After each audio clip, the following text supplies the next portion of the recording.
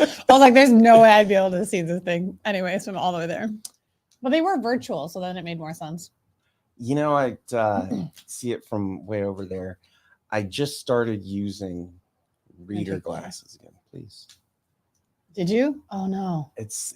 I've had like the LASIK, the eye surgery like twice over the years. And for 15 years, oh my God, everything was, the blues were bluer, the greens were greener, everything's so sharp.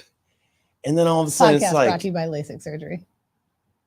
Well, now they have that like half moon one where it's not even like the full, it's like a smile. Okay. So it's like LASIK 2.0. So it's probably 13.0. The first time I got surgery, they took a scalpel, cut off my lens, shot the laser in. I sat in a dark room for weeks and it just slowly had to grow back. It's still worth it. Amazing. I saw fantastic until I went to law school. I read 100 pages a day. Are we live? Yes. Oh, what's going on, guys? we're just over here chatting it up about this horrible vision. I'm here with Lauren. I'm going to butcher your last name. Petrullo. Chatting it up with glasses because she's got some awesome glasses right there. Thank you. And I'm wearing readers and keeps getting thicker and thicker. And my God, it's just horrible. Wow. Now we get to talk about the vision of AI in marketing. So, man, and thank you so much.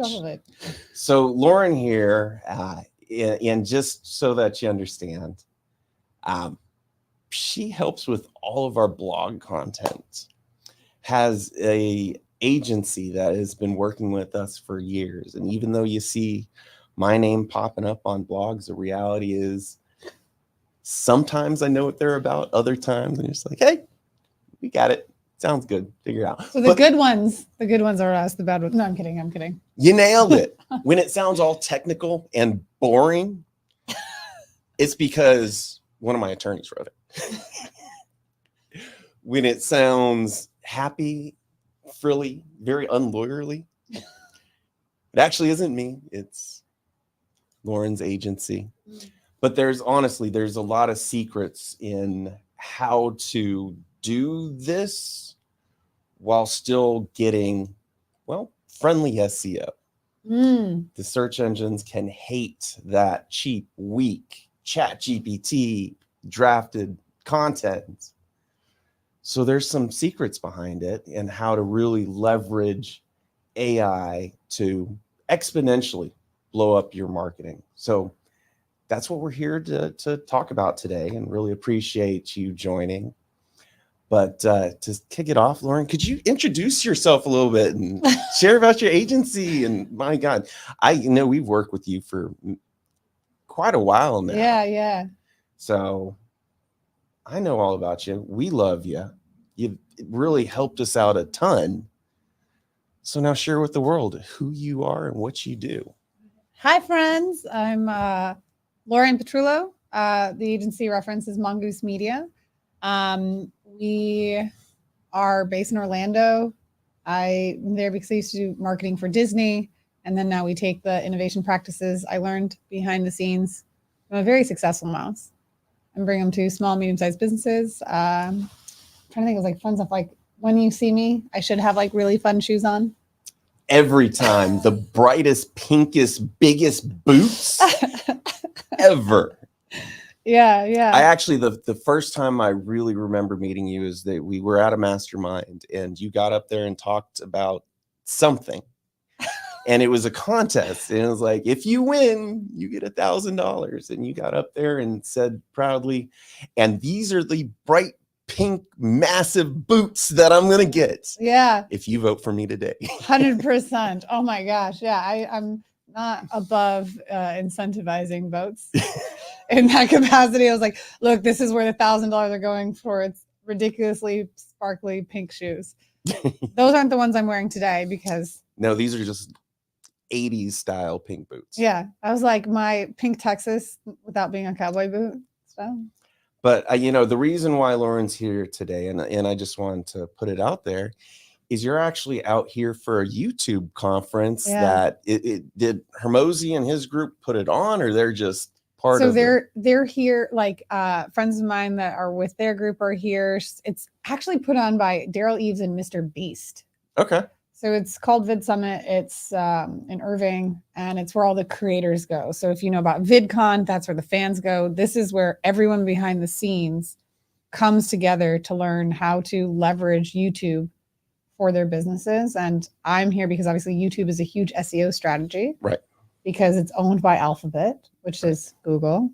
And hearing what some of these huge brands, I mean, like you're sitting next to people with TV shows that have grown from their YouTube economies. You have this company called Spotter that's investing 8-9 figures buying YouTube catalogs from different creators. And so you're sitting next to people that are using this strategy. And I think video content and organic content is going to be more relevant in 2025 than ever. Paid ads are getting more expensive. Yep. You have diversified search with AI being like, you have to bring that into your plan. And so ways that you can go right when everyone else is going left is like adapting more with your YouTube strategy, leveraging emerging tech like AI. And so before we get into kind of, we're here and everybody's here to learn a little bit about leveraging AI, but maybe you could share a couple of golden nuggets that you picked up or heard while at the YouTube conference. Okay. Golden nuggets picked up, heard at the YouTube conference. One is that two-factor authentication is not enough to protect your YouTube channel. There's a really good topic, and I'm gonna, like, if anyone wants it, like, I'll send my notes over because YouTube channels are super hackable. Yep. Super hackable. And if it's a lead generation tool, it can be really uncomfortable. And a lot of people know about like Instagram hacks, like that's more common. But if you have a YouTube channel, like some of these creators have millions of followers on YouTube channels, it's one of the only monetized content platforms for creators. So it was like really scary when you have like the security tech guy saying like two-factor authentication is nowhere near enough that you can do to protect your website, and just like organizing those pieces. So if you are a creator and you are managing this as an entity, and now especially with companies like Spotter who are spending tens of millions of dollars buying catalogs, you want to protect this as an asset the way you would your favorite pair of pink sparkly shoes. Love it. And because you mention it, Kennedy, please throw the Lauren's email in chat, lauren@mongoosemedia.com. .us. .us. Was .com taken, or you just chose? I was cheap.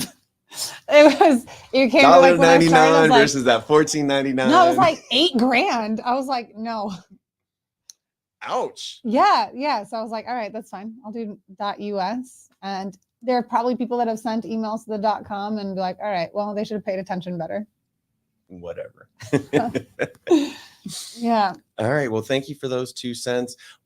Now, really just start to get into, AI. Hell, let's be honest. Most people don't really even understand what it is. Fair. And we've got this chat bot that you can ask about what's going on in the world, and it's plugged into Bing to help with search engine stuff. Yeah. But really being able to implement and leverage that with your business, with your content strategies, with your marketing strategies. Like, we're all idiots. Please. Let's start at the very base. The very base. Yes, the very please. base. Okay. AI.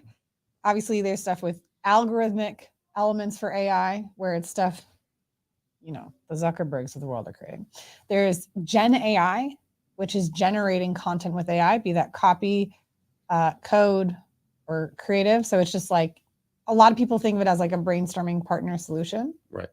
And then there's further AIs, which can, like, if I'm like talking to someone who's like, I don't know how to use AI, I keep hearing about it.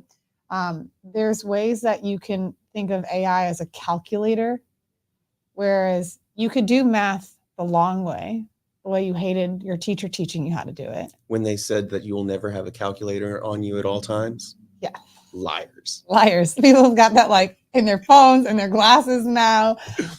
So AI is a calculator, but for so much more. Like it's not like the TI-83, 84 calculators that help you to advance. Like there's ways that like I personally use AI right now. Like we've just built this with automations. So AI can't do everything, but you can automate it into a system. So I know this is like side topic, but like if you're listening to this and you want to use, this is the easiest application because I'm obsessed with how I built this. And if you email me at lauren@mongoosemedia.us and you tell me you've watched this, you're Nate's referral, like I'll give you this make scenario.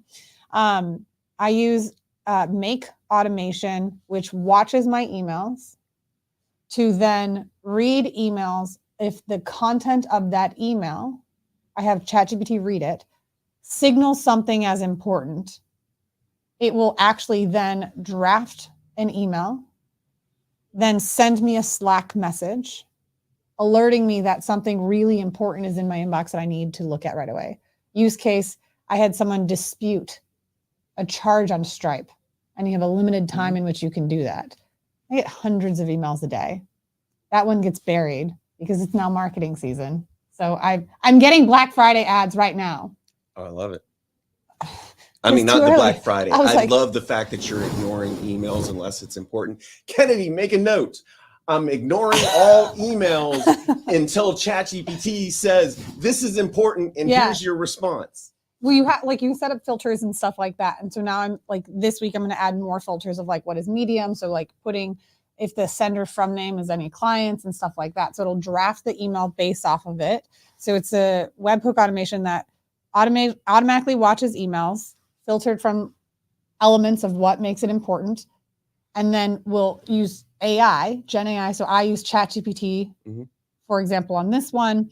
It will draft the email reply because it reads all the email copy and then sends it into Gmail as a draft that I could just hit send or edit. So it's easier to react to versus having to create. So AI, if you're listening, you're like, I don't know how to do it. This is like a really basic thing that is hard to build, but I'll give you my scenario. You can copy and paste. The only thing you need is a make subscription. It's like $5-10 a month. And then ChatGPT OpenAI, where you could do like $20 of credit, and that will last you probably like 40,000 emails. That is amazing. So at least a month.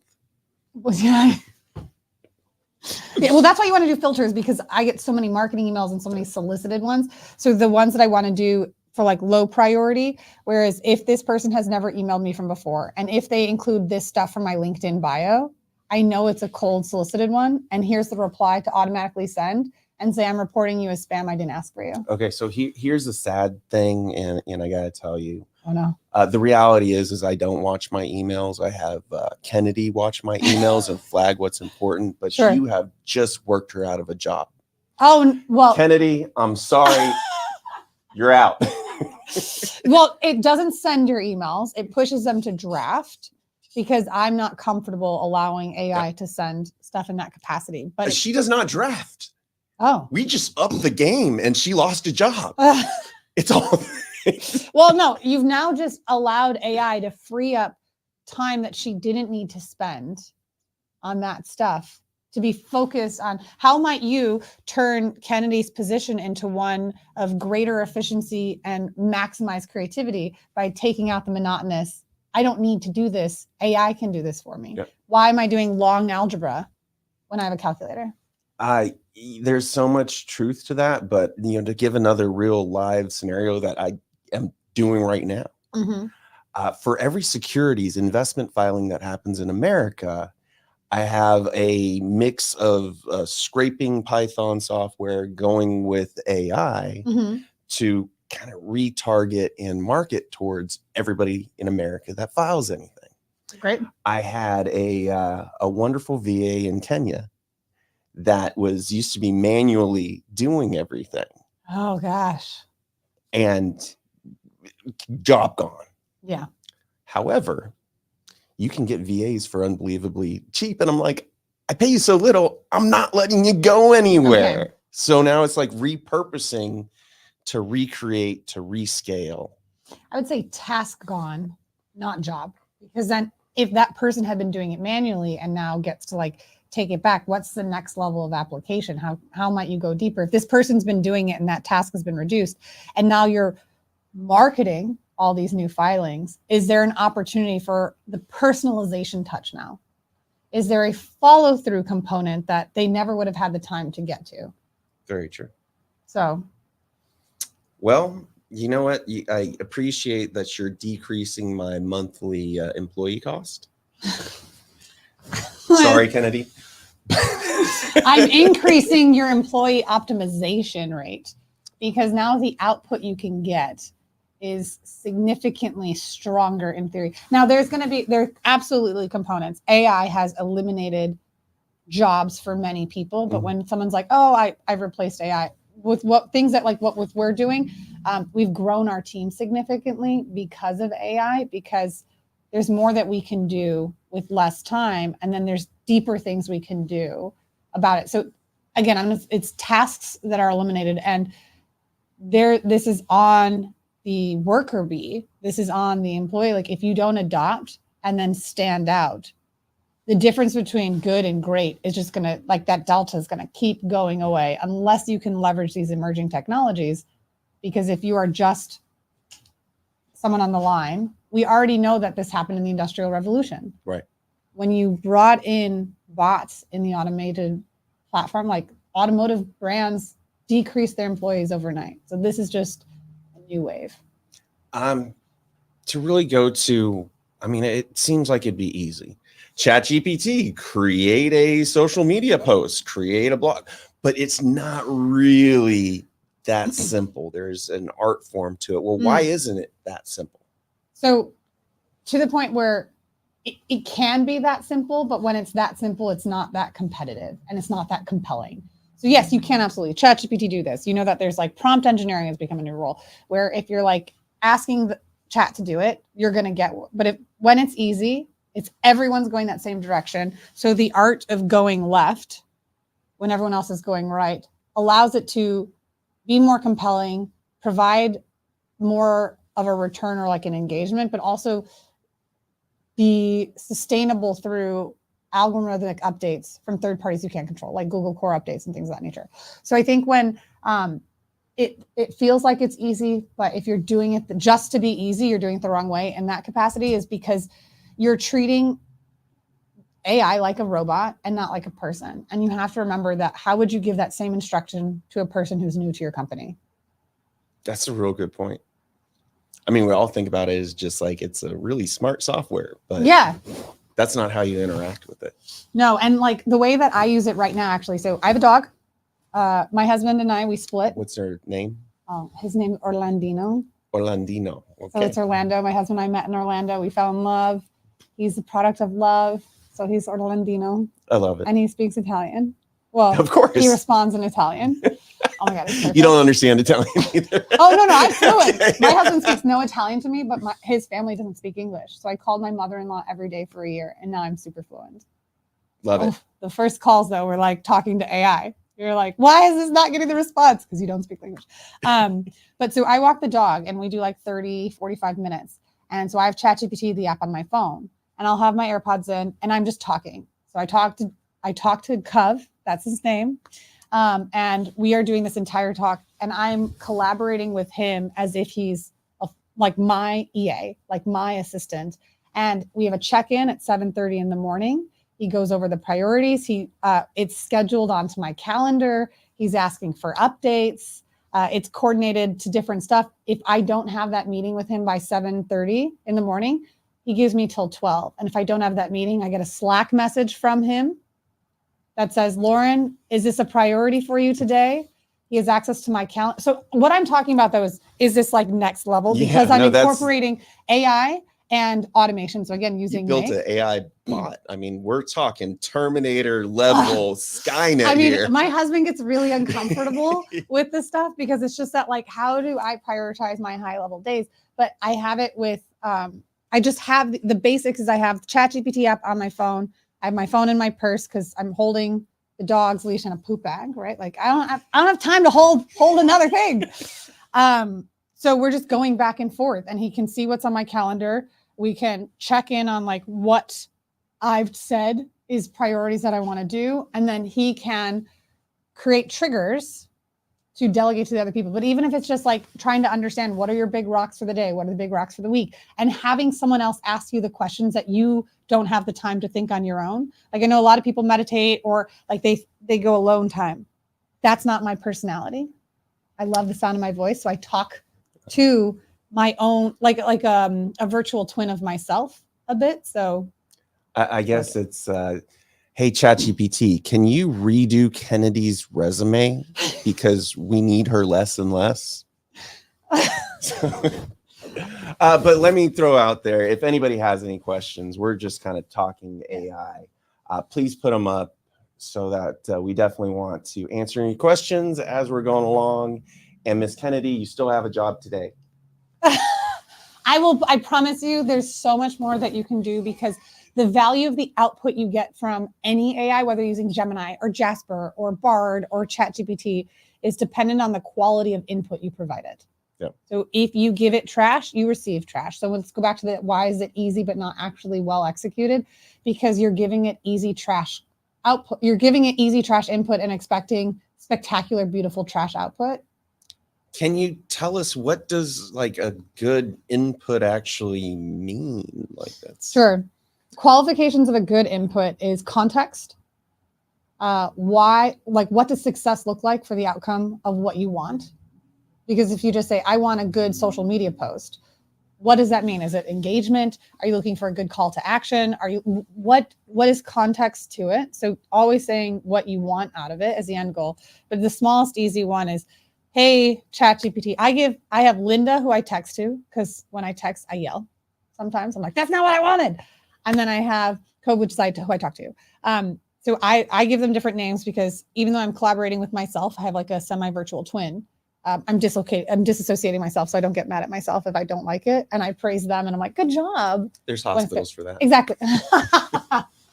But things that I do when I'm setting up an early form or when I'm doing a new idea, like a new conversation, new task to complete, I tell them, like, you are the world leading authority on XYZ. The audience that I need this solution for is EFG.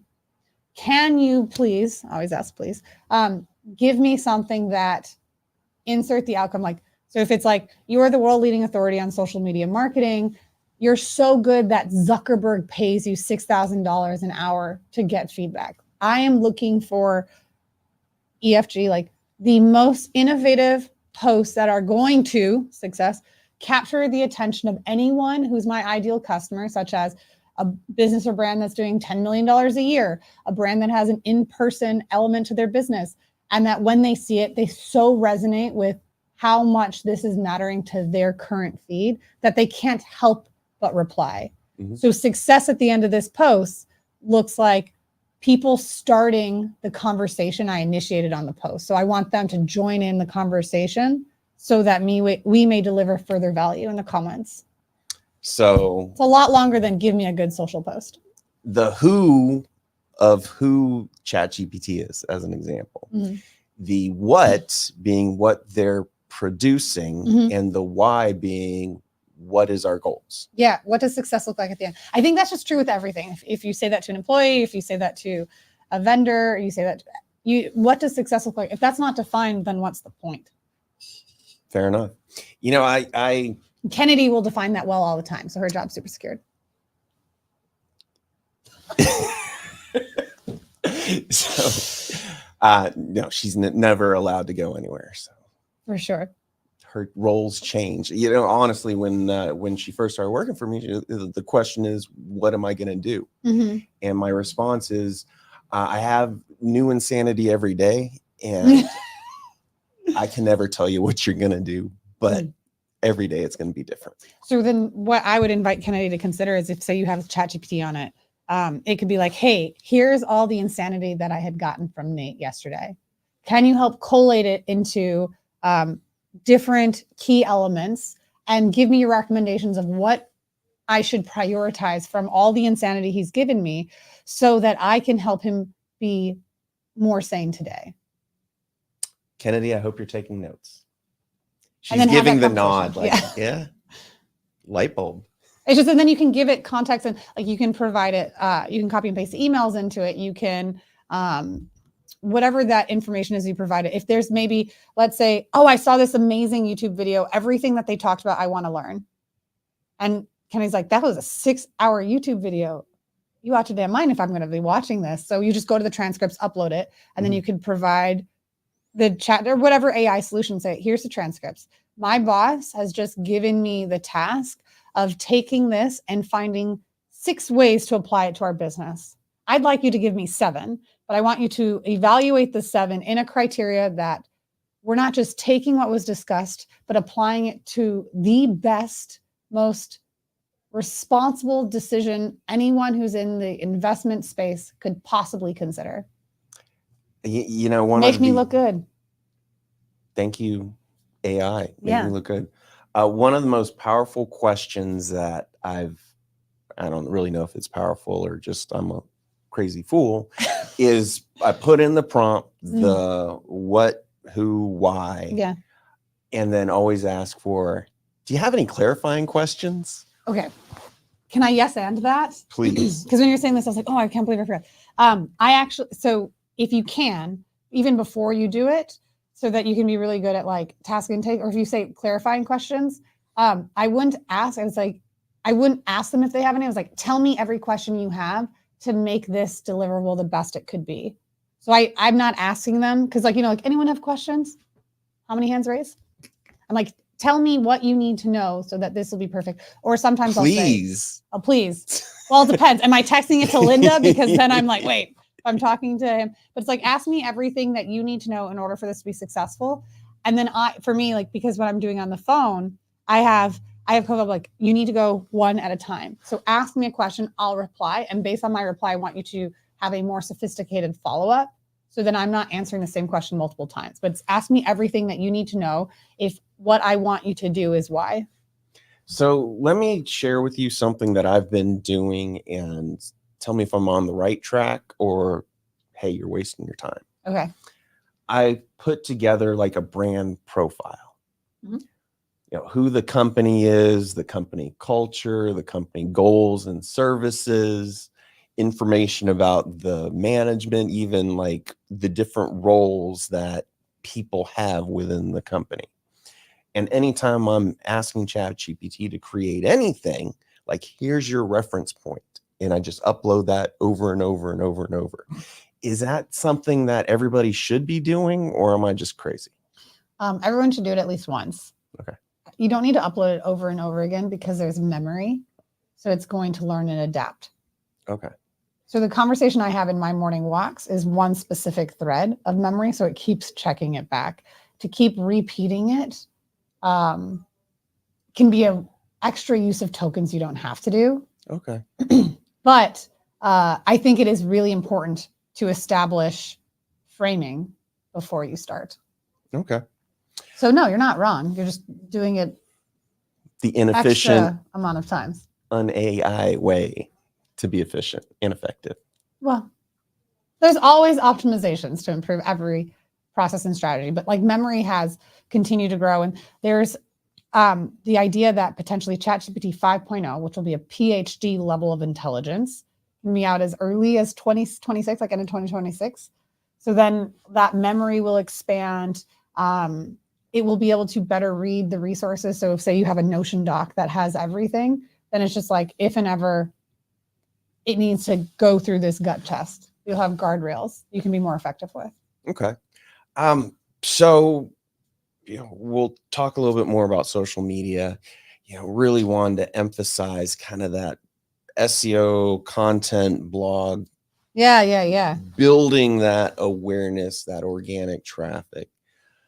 Again, you just plug in, hey, write me an article about blah, blah, blah. Oh my God, please do that, because then your website will tank and my websites that I do for our clients will look so good. So please follow his advice if you want to do it wrong. Blah, blah. But no, I mean, that is true. You get what you put in, as you were talking about, but it's also, you got to go beyond just like trusting the level of ability or competency or quality Yeah. of ChatGPT. Oh, yeah. So in this, it could be ChatGPT, it could be all sorts Whatever. of AI pieces, but going like specifically deliverables that we provide for you, easy ways to start. I mean, what I'm talking about where I talk with the person and then I incorporate Make and I have Slack messages, I have it reading my calendar, I have it calling me out if I didn't have my morning brainstorm. I recognize it because I'm weaving in webhooks, that's a higher level. But the blog piece, I mean, what we're doing for you, what we've done for other clients is something that's allowed us to help websites grow to hundreds of thousands of organic visitors in a relatively short amount of time. Like SEO takes time, and we've grown websites to 6 figures. Wait, can you say it with 100,000? I was like, that's not the It's right. still 6 figures. But I think of like money with 6 figures. I'm like, yes. That's a better way to put 6 figures, but I think 6-figure still traffic. counts. If it still counts, you said it's okay. But like to bring that much traffic organically means that you're not paying for really high competitive key terms. You're providing value. You get to introduce people to your brand, getting them opting into your brand to maybe then opt into your message. Using AI in this capacity, using Gen AI for output is something that every business owner can do. Every novel amateur marketer can do in a way that it can be wildly effective for your business in getting the right people to your audience. And the way that you can do it is, yes, there are solutions where you can say, here's what I want, wait 15 minutes, boom, full blog is delivered to you. I don't recommend that at all. I think getting a done for you blog completely by AI is why we have seen in the most recent update, in the April update, websites being eviscerated with traffic. And people don't really understand that. Let's just, again, start at the very base. Okay. SEO. What does that actually mean for a website? Because that's a great buzzword. Yeah. Oh, no, I'm all over that SEO. I actually had some SEO at happy hour just yesterday. That's funny. SEO is the trailer to your website's movie. When you're going on a search engine like Google or Bing or Brave and you're trying to find a solution, the options that come up first are dependent upon the SEO ranking of the content provided. So it's solution answer. Okay. You're like, I'm seeking, hey, even if you're on like Ask Jeeves, do you remember aj.com? It was awesome. Yeah, because it was Ask. You knew right away. Like, I'm looking for where to find pink sparkly boots. You ask a question based off of the SEO you've put on the website, answers, solutions will recover. But from an SEO, you need to be able to tell Google what your website's about, because it's not a human, it's a bot. So you need to tell what the article, what that page is about, a brief description. And that's why it's the trailer to your website's film. You can't give someone 3,500 words in a Google page, it's collapsed. So small things like the headline and meta description, if at minimum you do that, you've told people what your page is about. So if I'm looking for pink sparkly boots, you say the wildest collection of pink sparkly boots for tall blondes. I'm clicking every time. Done. For the boot sellers out there, you've got your answer. And she spends a ton on boots. So small business. Yeah. Right there. Yeah. So SEO is telling the various search engines why your page is a desired destination and who that page is for in a little amount of words. And then that's what's visible. But then the other side of it is there's keywords that are going to show up. Like, it'll still be able to read your content, and based off of the language you're using, if it can match with the search intent, you'll have a higher likelihood. If you have a good answer to a question, of course, Google or Bing wants to show your content. They want to be answer providers. All right. So we've figured out at least what that means. Now you kicked off some content, an article, because, hey, write me something about why I need a business bank account, whatever. Mm-hmm. It's kind of weak. Like, it's, you do need to admittedly put in that extra amount of information, but still you run it through an AI checker. Like, the world knows online world, WW World Wide Web. Yeah. That's I don't remember last time I heard that word, but it knows if it's fake, and then that is looked down on Sure. by the overlords at Alphabet. So at Alphabet, the overlords are looking at your criteria by three things. EAT, expertise, authority, and trust. Expertise being, are you delivering information that expertly answers the question that was in the search? Authority, is your website been around the block for a while? Does it have pages and more? Or is it just a single answer? There's nothing else related to the content.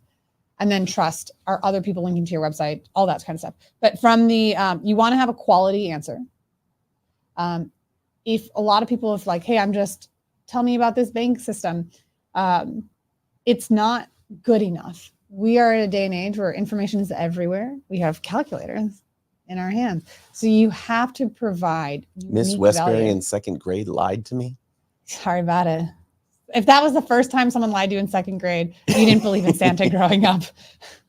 No comment. I was 8 when I learned that wasn't true. And anyways, still feel it. Okay, Mom, I forgive you.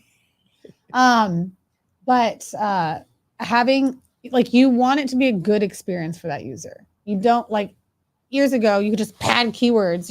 You'd write it in 0.001 font in white on top of a white background so that they saw, oh, you want to rank for this word. You've buried it. You padded it. But it's a good experience. You just think of what you as the user would want to read. Starting from the user experience, every single update Google has done has been for the benefit of the user. And I think nearly every output AI has done to this point for a lot of mass-produced ones has not been for the user, but has been for the keyword. Right. And so when you have that intersection, you're going to be punished every time. So if you're planning on writing a blog, just saying, I want this blog without a strategy means you haven't defined what success looks like. And if you don't define what success looks like, AI will never be successful, period. Like, what is it? Benjamin Franklin said, you fail to plan, you plan to fail. So starting with, first and foremost, I know it's complicated-ish. It makes this using AI a little bit harder, but it makes the value 10 times better because most people won't do this minor step. Using a tool like we use Ahrefs, A-H-R-E-F-S, there's lots of other options. You need to understand what keyword, the primary keyword you want to rank for.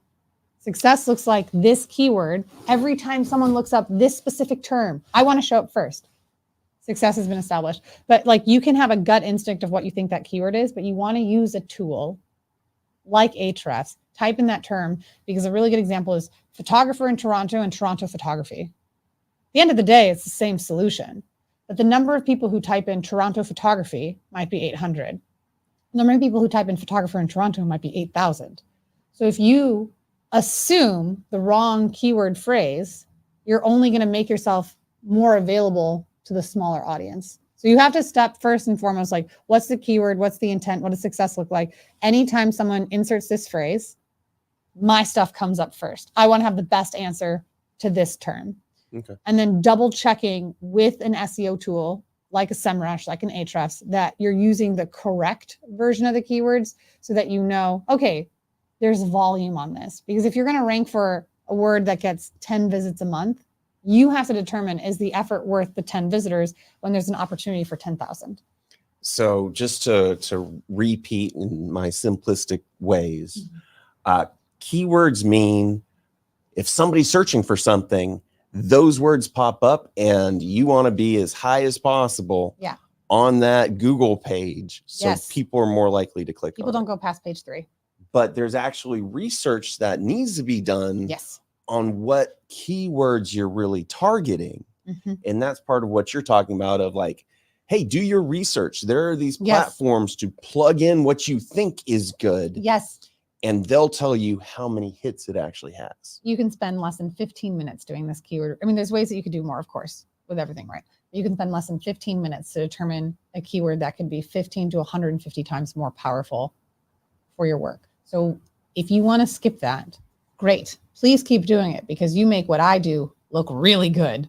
But if you want to do it the correct way, it's you invest. And like, what's really great about it is it's not, you don't have to get it right because these tools, I mean, you pay for them.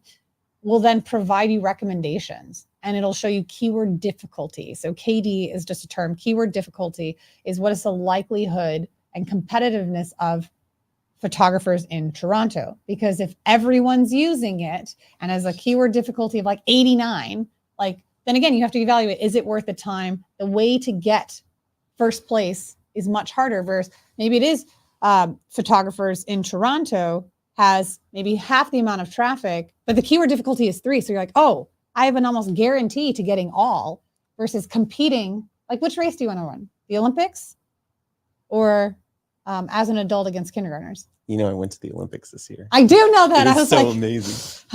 But in any case, yeah. I digress. I may even have my official Olympics swatch.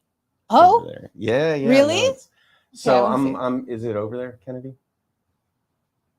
Oh, it's gone. So I've got like that nice collection of watches with the Rolexes, bright things. I have more so gotten into swatches.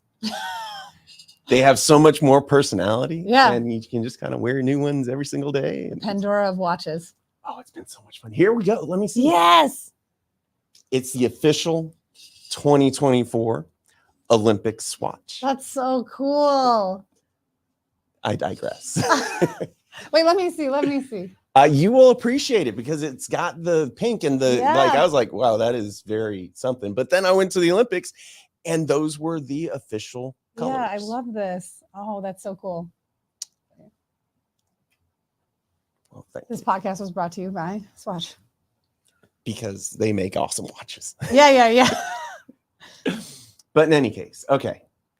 You know what? I totally got lost because I just started That's my thinking fault. swatches. Because we were talking about the Olympics. Which race do you want to compete in? Do you want to go for the ones that have a heavy keyword difficulty or the ones that are easier? And tools like an Ahrefs or SEMrush can help identify what you think it, like when you're like, I think this is the keyword I think this is what my audience wants. Just know if you're the business owner. Mostly and usually wrong. But it's okay. Sometimes people are right. It's just, you know your product so well that you assume that what people are looking for is obvious, when in fact you can find out, you're like, whoa, I never would have guessed it. And then you'll see there's a number next to it. It tells you what's the likelihood. And if there's a keyword difficulty under 20, I mean, that's great. Now you've got plans, because then you can go and provide value and expertise across a wide array of topics that when you've established those keywords you want to rank for, you can bring in AI to more efficiently put out a wide array of content pieces that would take you, 3 to 10 times longer without AI. So you can be more efficient. You can get way more value. So in the situation of, is it taking away jobs? No, it's just making the job more clearly defined against the outcomes you want. And the outcome you want before, without AI, was volume. You had that gentleman in Kenya who was just doing volume, task. Now, job's still there, but the outcome you want is now quality. Right. Because you've eliminated volume as a concern. So when you establish the plan for keywords, go into a tool, see what are the recommended keywords. Like it's so beautiful. It's like, ta-da, here you go. Here's how much search volume that keyword gets. You're like, oh, 2 people a month, not worth my time. Oh, this is 900 people a month and a keyword difficulty of 3. Oh, all I have to do is create this article. And then within a few months, it's going to naturally show up for it, provided I do it the correct way. So stage 1, leverage an SEO tool or an SEO human that you can hire that finds a keyword term or keywords you want to incorporate. Okay. Step 1. Step 2. If you are going to write content with AI, I would highly recommend a new tool. You could use a Surfer SEO. Surfer SEO allows you to take that keyword you established and then put it into a formula that gives you a speedometer to not just tell you, like, you already know the keyword difficulty, so a score 1 to 100 of how hard it'll be. Now you have that keyword and now how rankable it will be. So it's just, here's this keyword and all the related terms, because understanding all that, like, provide higher SEO value is a lot. That's a full-time job. Instead, this tool, Surfer SEO, gives you the recipe of ingredients. So if you're using Photographer Toronto, they may say, like, Canon, they might have different backdrops. They might have seasonal wardrobe attire. It's all the words related because it scans the website. You can put in your competitors' URLs. It tells you what you need to include in your recipe. So again, awesome. You have AI and emerging tech that tells you what you need to do. So that if you're going to do the work, do it efficiently. Not do it just to do it. Do it because you know what success looks like. Success looks like you're showing up first on that term.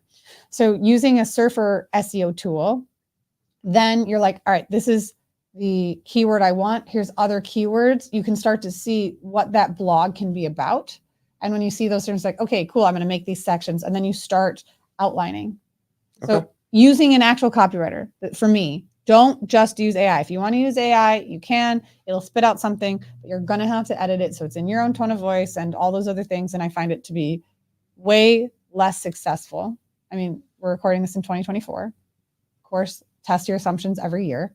We have yet to have a blog that we have written 100% by AI beat one we've written with AI being the copywriter. So when you have your keyword, then you bring in a tool like Surfer. So you now know the formula of keywords. Our step 3 is our copywriter comes in and starts writing the content. Okay. Wait. AI just wrote the content, No, now you're not yet. Sorry. Okay. Sorry. If you we want haven't even gotten there yet. Yeah, sorry. We haven't even gotten to AI. So you can have AI write the content here and now if you want to. Go for it. Just be ready. A core update is going to happen and you might be a sacrificial lamb. Okay. But once you know you have given the copywriter parameters of what success looks like. And so copywriter loves telling a story. A copywriter loves explaining this information. So now they're writing and we bring in AI. So it's written with AI in the sense of copywriters love to write. And you remember Kennedy's very young, so she won't remember. But when we had to write essays in school, like your hand cramped. Yeah. Right. You're like, oh my gosh, shake it out. Oh Had my about gosh. 30 minutes in me, and then I'm just like, yeah, pulling the fingers. And you know that the bell's gonna ring soon, and you have to turn this in. AI doesn't have that challenge. So you see the copywriter, their skill is like, I know how to start this, and then AI comes in. It's like you bring in AI, you bring in a Jasper, you bring in a Bard, you bring in a Gemini, you bring in a ChatGPT to help write this. So you bring them in for like, I want to write a section that's specifically about locations that photographers in Toronto can use for professional headshots that are better than anywhere else. So then you can get the content that's provided with AI and then use it. You bring it in so you tell a story and then you keep going. And a copywriter will keep writing until their hand essentially cramps and then can use AI, bringing it in, right? Like when you're making a cake, now you crack the egg and you have to mix it, right? Now you can add the cocoa powder. And again, you have to manually mix it. So you're using AI to use the ingredients. You have the keywords that Surfer SEO has identified. So you say like, I'd like to include 4 or 5 keywords, and then you can put it in there. And what's great about this Surfer SEO thing too, is it tells you how many times to use certain words. Mm-hmm. So it like, will tell you, use this one between 3 to 5. If you go 6, it highlights it in red. So you know that you can go find and be like, remove it. Because it's guiding you in a way that is too much not good. Yes, because then it's padding. It's not a good user experience. You don't want to shove words and just repeat it. It's like a 5-year-old asking you, why? There's only so many whys before you're like. So randomly, if I just start yelling, crowdfunding lawyers, like. Oh, yeah. If you start yelling crowdfunding lawyers, they're going to be like, you don't want people covering their ears. So there's a key number of key words. Yes. It's a formula. It's how much margarine is too much. You're making this cake. I mean, granted, we're in any Texas, margarine, it's a different. Butter.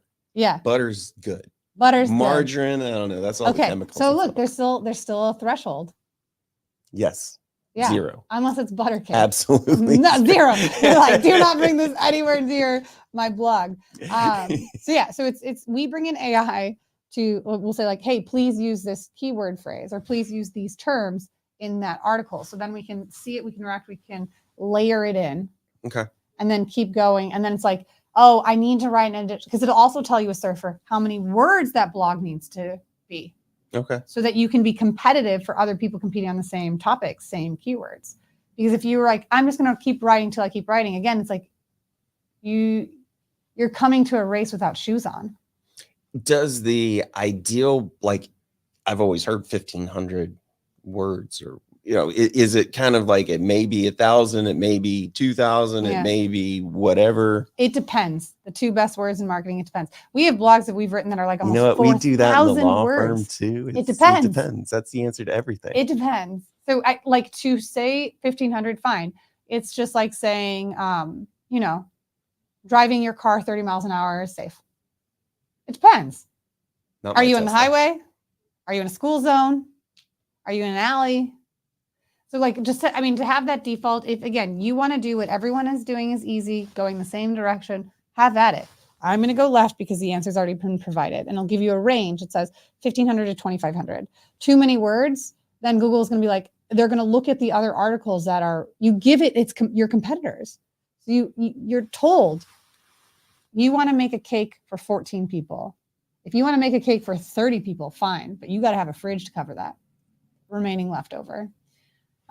So having that, bringing in AI, someone who's writing it, who understands the content, you layer in the AI in a way that the copywriter, when people are like, AI replaces copywriters, I'm like, no, dumb people replaced their copywriters with AI, because the copywriter still knows how to tell a story and how to have a user understand the concept, because that's what their job is. So now they get to use AI to be even better at it, and then look at the performance of it after it's been created. So step 1, keywords. Step 2, leveraging Surfer to get the formula of ingredients. Step 3, start writing and bringing in AI in pieces. So just so that I understand, because do you write an article, then have AI improve for the keywords? Do you do a little bit of both, or do you have AI write and then have the copywriter come in? Like, sure. How are you leveraging both sides? We've tested AI writing. The copywriter comes in. Every copywriter hates it because it takes way longer to fix what AI did dumb. Okay. It's like having someone who's experienced, and like you're getting someone, this is your first draft. You're like, oh, this is not what I wanted, but they just wrote 2,000 words on it. I have to go back. So you have a copywriter that's writing and then brings in AI at every time. And then maybe you have like, you finish this section and you give it to AI and it's like, hey, is there anything else that I can use to bring into this section? So it's enhancing. It's like, it's literally going back and forth as if the AI and your copywriter are 2 people working on the same doc and they're collaborating together. Well, thank you for the enlightenment. I love that you're the lawyer who's making this simpler. You know what? It's, we all make assumptions that people understand what we're talking about. For sure. Just like SEO. Yeah. And I remember I was doing one of these interviews and I started talking about asset protection, and I am talking for 20 minutes. And then somebody asked, what is asset protection? It's like, whoa. Yeah. Right, we got to take this down to the very bottom here. Yeah. And it's fair. Like I make a lot of assumptions. It's a space I live in. So terms that I'm using, if of course there are any questions, go ahead and ask. But like, I find it ironic. Usually it's like, I need an interpreter for all this stuff the lawyer just sent. And the lawyer's like, no, I'm going to make this simpler. And it's good though, because this is years of experience. And this is like thousands of hours that I'm condensing into pieces that, while it may sound complicated, it's pretty routine and it's what we know is working right now. And which is exactly why I still use your agency. I understand from the general concept, but when it drills down to, if you want to put a public face on, you want it to be the best. And love working with you and your team, because it's like, okay, what are we targeting and why? And how do we come up with the best content out there without, assuming the cost of a copywriter writing absolutely everything, which can be $400 to $800 per article. I paid $1,500 for just the copy. Super cost prohibitive. Yeah. And I think where, again, like AI can replace it, then what we have to do as an agency is, okay, we have an SEO person that does the keyword research, that finds all that information. 15 minutes in, you can find some, but then there's like bigger strategic items for the keywords. What's the cluster content? What there's topic? But like, this is for, if you want to do this yourself, you can get away with a lot. But when you're hiring someone else to do it, especially an agency, and you're bringing more people, the output you're asking now, because you get to leverage AI, you can demand more. And so that demand more is like, We have a quarterly collection of like, what are the topics we want to cover? So you can know what those blogs are and where they intersect. We can incorporate better interlink building so that if someone's reading it, they can go deeper down the rabbit hole. So that becomes part of it. It's not just writing the blog. It's now infusing strategy into the blog, making sure that there's a call to action that connects to it and that it's integrated to like, what are the videos you're currently producing, or how does it become part of your higher arching strategy versus just the output of a blog. So AI eliminates the tasks, but it makes the quality, and the task becomes new. Let me ask you this, because there are platforms like, hey, you want to blog every day? Great. Plug in your information and we'll just create it for you. Yeah. Argue for, against, helpful, really not helpful? It depends. I love that answer. Is the sky blue? Well, honestly, it just depends on what time of the day it is. Yeah. You know, what does it depend on? If they're my client or not. If they're not my client, I love it, because you're going to get an infusion of a short-term result that long-term I'm going to kick your rear end in. So I'm happy for it. Go for the shiny, easy object because everyone else is doing it. And there's going to be like, you know, flukes, but I don't want to work with a brand that's only on short term. It's long-term brands. You're going after quality, right? Not cheap quantity. Now there's money to be made in cheap quantity. It's true. But is that sustainable? Is that realistic?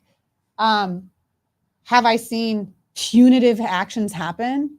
Yes. Like I referenced earlier, a client that we worked with, we still see their website traffic. So we didn't do their blogs, and they're not current, but we can still see it. Their website went from 60,000+ visitors a month. They were using this tactic because now they have less than 60 visitors per month organically. Now, the challenge is the tool, that whatever process they had been using was maybe 5% of everything they've been doing to that website. But that 5% just got spanked so hard that everyone else has been nuclear collateral damage. So I think that's a really good point. It's like, don't dip your toe in, but do it poorly with your toe. Like if you're going to focus on SEO, focus on your content marketing, make sure you're doing it well and right to begin with. Yes. And maintain that quality, because any problems can really affect everything. Yeah. People don't consider the secondary and tertiary consequences of doing something that's easy. Absolutely love it. So we only have a couple minutes left. Have there been a couple of any questions? I see a bunch of comments there. Hello, friends. Hello, comments. All right. Do you like me to read them? You don't have your reading glasses on now. I know. I'm so blind nowadays, and there's so many comments. Oh, so yay! Hi, I can read them if you prefer. They're no. I was just gonna start saying, Lauren's amazing. We love Lauren. I'm like, those are the comments. Literally what it says. So, no, if you don't mind, and really haven't gotten all this information from you, but if you don't mind, we got your email. Yeah. More information about your agency, please send it over. We'll include it in the summary, and make sure that everybody knows how to find you, as well as you talked about some of these platforms. If you don't mind sending a little reminder so that make nice and easy to link to. But even better, I'll give you my blog SOP. Anyone that's listening that wants it, we'll do mongoosemedia.us/crowdfunding. So if you go to that URL, it won't be set up now, but I'll get it set up by the end of the day, and you could just get our blog SOP. Granted, it's a year and a half ago, so foundationally, it's 90% true to what we do, but it has the tools directly in there. And I think that's it's like 17 pages. I mean, it's just like my company profile that I upload to ChatGPT every time.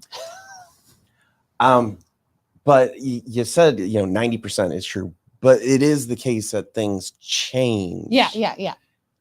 And what changes? Because it seems like it should be the same, but it ain't. I think the changes is just like which tools we end up using. So we're still heavy dependent on Jasper, but we introduce other AIs into it because it depends on the depends, coming in there. Always. The subject matter. So we find other AI tools to be more supportive of different industries. Okay, got it. Other things that might change will be, so every time there's a core update, like, and for clients that we're doing this longer, once we've like established that stuff, we can bring in other things. So it's like, Perfect. what other ways can we optimize this blog? What are the other execution channels? So I don't remember if the blog SOP that we've created has the pieces of like where it can then be disseminated into other content syndication. So there's just more of more. More of more. But this is 100% you can run with this now. Love it. You can run with it, but hire a pro to do a pro's job. But it's not just one person. So we have AI, then we have an SEO person, we have a copywriter, we have a QA person, and then we have a website developer that uploads. So there's 4 people that touch one product, that if you're only asking AI to deliver a piece of copy, you're using that to replace a single task. Versus if you're bringing in an agency, you can have strategy, you can have everything else.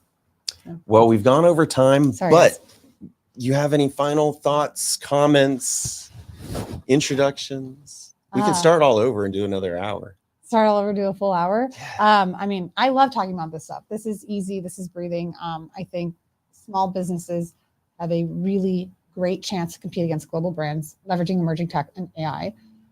One final comment kind of thing, like if you have the ability to support foreign language, if so crowdfunding, for example, has a Spanish speaking team, what I'm seeing, like what's working right now, the way to compete against, Black Friday, political, why I think organic content will continue to win is bring in Spanish content for your blogs. If you have the ability to support it, AI helps with that a lot. And I'm just going to say, like, we've tested this with several of our clients. The keywords you go for in Spanish are so less competitive. You can be ranking on page 1 in 9 days. You've gotten on page 1 in 9 days for content we've written in Spanish. So if you're, step 1, do this, incorporate this. But step 2, if you do have a multicultural office, if you're a law firm that supports Portuguese, that supports Persian audience, I so highly recommend that if you're based in the US, to expand, not the translation, because the translation is easy, anyone can do that, but the same process into a foreign language, because the keywords will be a little bit different for what a Spanish speaker in the US is searching for. And then you'll be able to dominate in that category really quickly. And there you go. At the end of the day, don't you just want to dominate business? So, but thank you, Lauren, for joining us today. Really, really appreciate you being here in my little studio. No, this is not little. This is awesome. This is such a comfy chair. You're like, one more thing. I was like, can I have this chair? Can we ship it back to Orlando? Like, I don't want to get up. We've got a really big house and a bunch of extra rooms. You can just move in and use it anytime. I got you. Oh, okay. Does Orlandino get his own room? Absolutely. Done. He can be best friends with Lily. Perfect. Although Orlandino has a girlfriend already, so. Well, like chick. Most guys, it's okay. Orlando. There's a prenup involved. You'll work it out. Yeah. Thank you, everybody, for joining today. Appreciate you. So. Cool.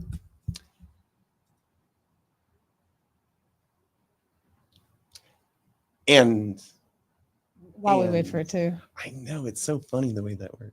Yeah.